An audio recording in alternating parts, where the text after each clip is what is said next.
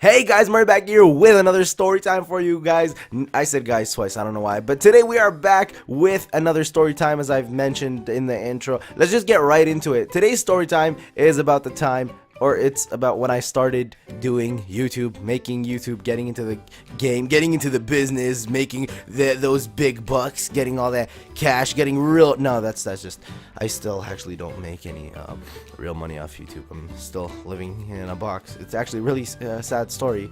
But yeah, let's just get right into it. Now, this was around 2012 when YouTube had been big for a little bit, but this was like the actual explosion of YouTube, because YouTube came out 2006, where it was like no money, no business. It was just people making videos of their cats doing awesome shit. And eventually towards 2008, people started seeing it more of a business, and then towards 2010 it started getting more legitimate as a job, and a lot of people started getting hired to do YouTube. And so 2012 2011 was around the time I got interested in it. I was seeing cool people like Tobuscus do YouTube, and I was just so interested. I was like, this is freaking awesome, and I wanted to be what they are. And it was really hard to get into at first. I was using softwares like Bandicam, and I was using all sorts of faulty software, and I didn't know anything. Back in the time, there was barely any helpful YouTube videos. Like nowadays, if you search how to start a YouTube channel, you'll see 500,000 different videos helping you out on how to start a YouTube channel. But back when I started, back in the day, there was none of that. It was just like there were 2 or 3 people telling you to use Bandicam, when Bandicam's like the worst software.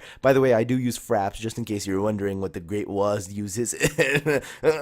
Moving on, this was a really hard time for me personally, and it was just I didn't even know what I wanted to do. I was making videos of Skyrim. I was putting Eminem music in the background. I don't know what I was doing. I just thought it was cool to have something produced and up on YouTube, and I thought it was awesome at that time.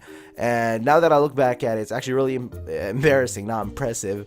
But it was definitely a fun experience. And towards 2013, 2014, early 2014, late 2013, I started to get more smart about YouTube. I started to buy the proper equipment. Like right now, I'm using the Blue Yeti Pro.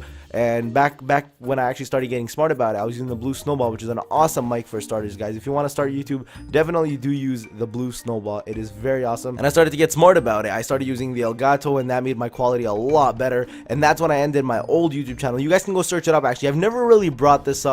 I've never really talked about my old YouTube channels, but I'm talking about it now. I used to have a channel called Drunk Wizard TV, where I swore a lot. I was a bad kid person thing, but you guys can go search it up. It is Drunk Wizard TV.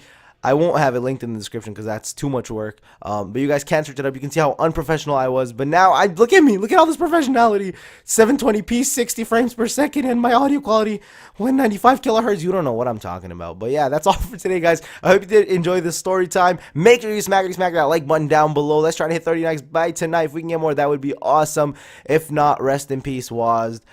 Leave me a comment of how much you guys love YouTube, if you're gonna start YouTube, and that's about all for today. Subscribe to become an official keyboard today, and yeah, that is all for today, guys. Enjoy the outro. Bye bye.